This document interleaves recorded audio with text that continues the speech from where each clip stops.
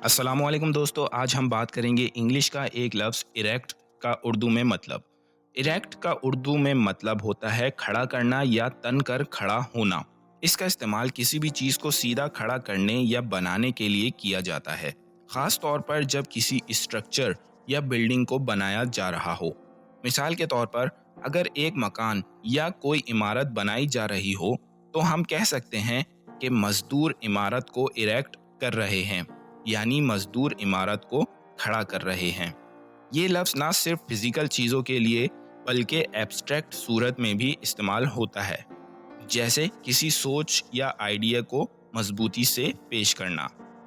The workers erect the scaffold before starting the painting.